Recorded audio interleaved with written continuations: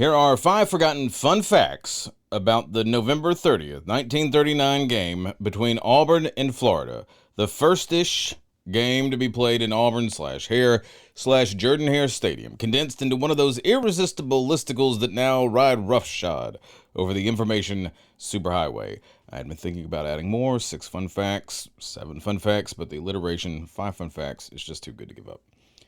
Fun fact number 1, the stadium's original capacity was twice as much as everyone says it was.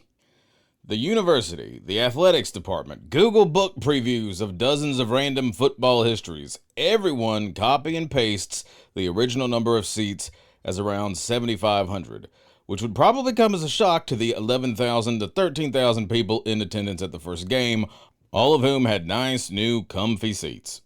You can Google the War Eagle Reader, and then the original capacity of Auburn's Jordan-Hare Stadium was twice as much as everyone says, to learn more about how that little canard got going. Fun fact number 2, 100 Bama fans had block seating on the 50-yard line.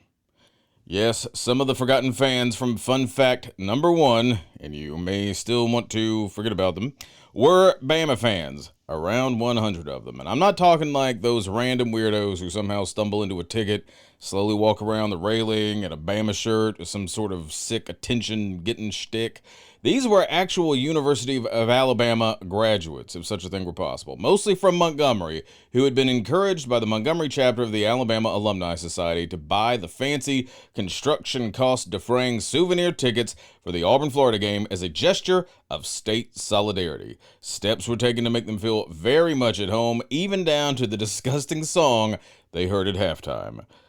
To read more about this perplexing pigskin irony, Google the War Eagle Reader, and then Bama grads helped fund Auburn Stadium by purchasing 100 tickets to first game in 1939, given block seating on 50-yard line. It's a long Google, but if you want to read more and shudder, you can do that.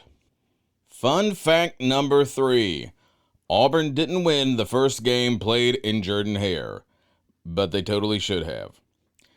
Think the crap call that cost Auburn a win over Texas A&M in 2014 was bad? Imagine being second and goal and thinking you have 2 whole minutes to punch the ball in for the go-ahead touchdown in the first game in the new stadium you've waited decades for, to be told, no, you had 2 seconds. Game over.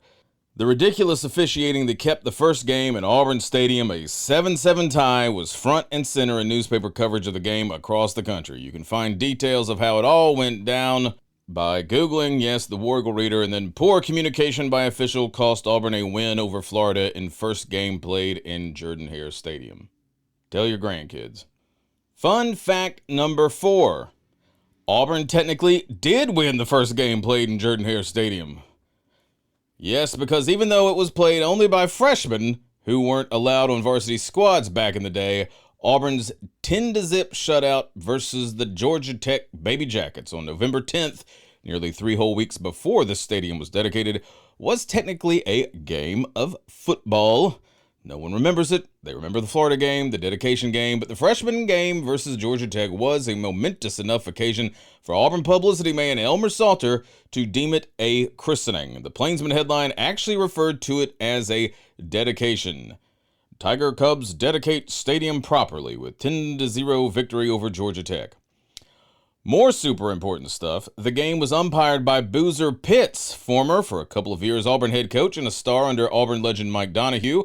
The ref was another Auburn guy, but the head linesman and field judge were both former Bama players.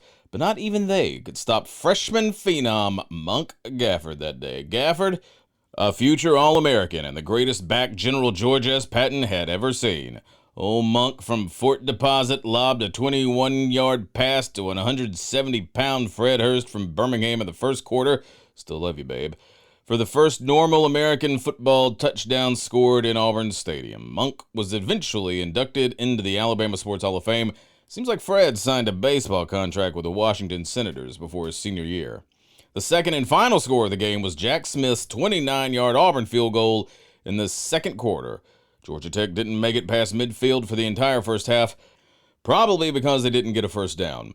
They were better in the second half, just not better enough. Fun fact number 5. The first game in Auburn Stadium was almost delayed a year because of a presidential executive order. Yep. If FDR had gotten his way, there wouldn't have even been a first game. Not in 1939, anyway. But he didn't. Not in Alabama, at least. Nope, the hearts of Dixie were set on celebrating Thanksgiving Day on November 30th like it was supposed to be. Not November 23rd. National economic woes be damned. Franksgiving was off. The game, which was specifically scheduled to be played on Thanksgiving Day for crying out loud, was on. You can find out a little bit more about that wacky little piece of Auburn history by Googling how FDR's Franksgiving fiasco nearly spoiled the dedication of Auburn Stadium.